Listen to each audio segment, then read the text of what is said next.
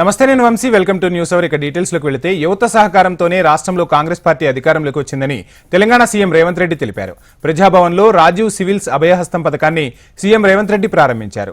Civils కు prepare అవుతున్న విద్యార్థులకు సింగరేణి సంస్థ ఆధ్వర్యంలో సీఎం రేవంత్ రెడ్డి ₹1,00,000 చొప్పున ఆర్థిక సాయాన్ని అందజేశారు.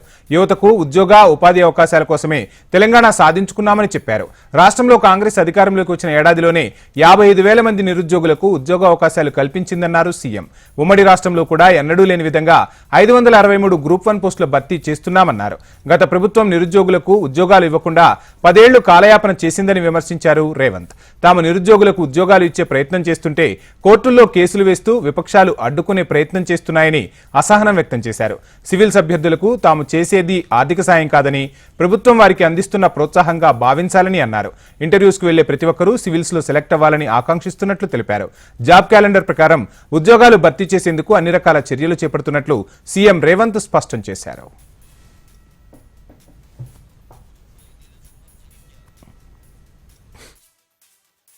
మార్చి 31 లోపల 563 మంది గ్రూప్ 1 ఉద్యోగస్తులను తెలంగాణ రాష్ట్రంలో నియామకాలు చేపట్టబోతున్నాము.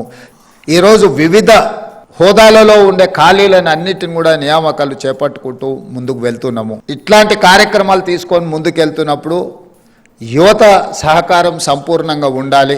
ఈ ప్రభుత్వం ఆలోచన చేస్తున్నదే మీకోసం, మీ అవకాశాల కోసం. రాజకీయపరమైన అవకాశాలు, రాజకీయపరమైన పరీక్షలు, పోటీలు అన్నీ కూడా ఎప్పటికప్పుడు 5 సంవత్సరాలకు ఒకసారి జరుగుతూనే ఉంటాయి. కానీ మీకు ఒక్కసారి అవకాశం మిస్ అయితే జీవితకాలం మీరు ఆ అవకాశాన్ని కోల్పోయిన పరిస్థితులు ఉంటాయి.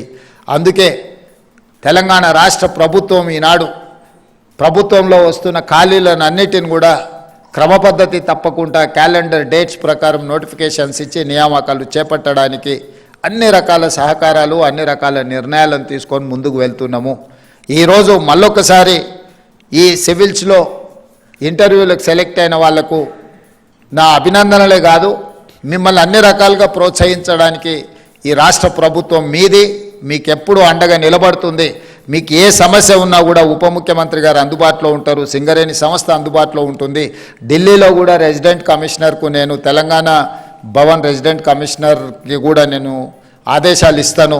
మీకు ఏదైనా అవసరం ఉంటే ఢిల్లీలో తెలంగాణ రెసిడెంట్ కమిషనర్ మీరు కలిస్తే మీ సమస్యలు పరిష్కరించడానికి, అవసరమైతే మీరు ఇంటర్వ్యూలకు ఎక్కడైతే మీరు కోచింగ్ తీసుకుంటుందో, లేదైతే ఏదైనా కోచింగ్ సెంటర్లు కానీ ఎక్కడైనా మీకు ఏదైనా అవసరం ఉంటే తప్పకుండా ఈ రాష్ట్ర ప్రభుత్వం మీకు అండగా నిలబడుతుంది. మా అందరి ఆకాంక్ష ఒక్కటే, ఈ మొత్తానికి మొత్తం మీరు ఎన్నిక అవ్వాలి. ఈ ఎన్నిక అవ్వడానికి అవసరమైన సంపూర్ణ సహకారాన్ని మన ప్రభుత్వం మీకు అందిస్తుంది.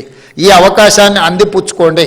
తెలంగాణ సమాజంలో ఇంకా మన పిల్లలు సివిల్స్కు ప్రిపేర్ అవ్వాలి. మీకు అవసరమైన అన్ని రకాల కోచింగ్ సెంటర్లు ఈ లెవెల్లో కానీ ఢిల్లీ లెవెల్లో కానీ ఎలాంటి సహకారం కావాలన్నా మన రాష్ట్ర ప్రభుత్వం మిమ్మల్ని ప్రోత్సహించడానికి సిద్ధంగా ఉన్నది.